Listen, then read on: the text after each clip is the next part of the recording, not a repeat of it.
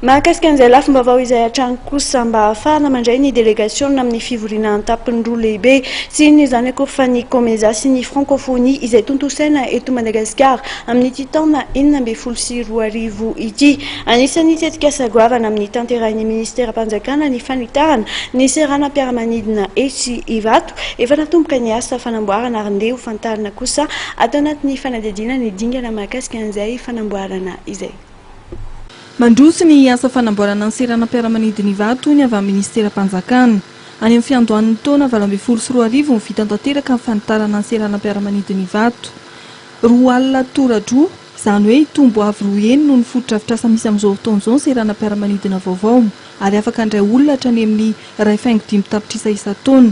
Ny tarmac dia afaka handray fiaramanidina lehibe. Noho ny fanitarana dia misy ny fanakisahana tobo roa lehibe dia ny bani sy ny première RFI izany.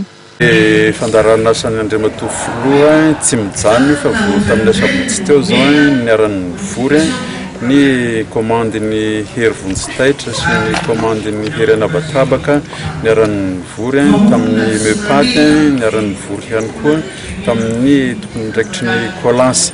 Anomboka tsy ho ela ny asa ary efa hokitiana ny tobiny rezimanta voalohany ny hery vonjitaitra izany dia midika fa miroso bakany amin'ny famondrana an'ilay tobintsika izao ary tsy ho ela dia hanana ny tobiny vaovao ny rezimanta voalohany ny hery vonjitaitra.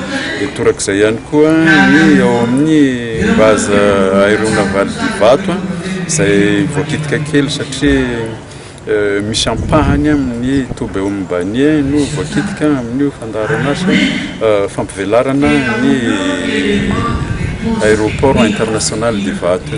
Misy ny ampahana asa fanitarana izay tsy maintsy ho tanterahana mialohan'ny fandraisana amin'ny fivorian'ny COMESA amin'ny volana oktobra ary ny fivorian'ny francophonie amin'ny volana novambra.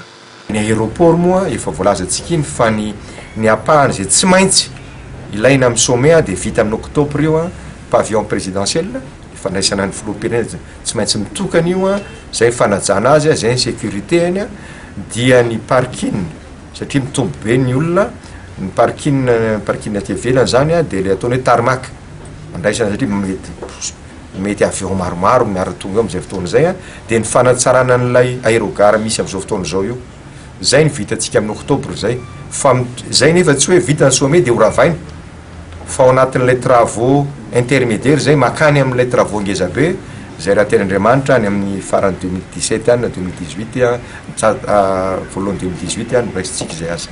Marihana fa orinasa vahiny avokoa no manatanteraka ny asa fanamboarana ny seranam-piaramanidina Ivato dia ny aéroport de Paris Management, Bouygues Bâtiment International, Colas Madagascar, Meridian Africa mitetina 20 tapitrisa euro ny lany tamin'ny fanatanterahana ny asa fanitarana ny seranam-piaramanidina Ivato.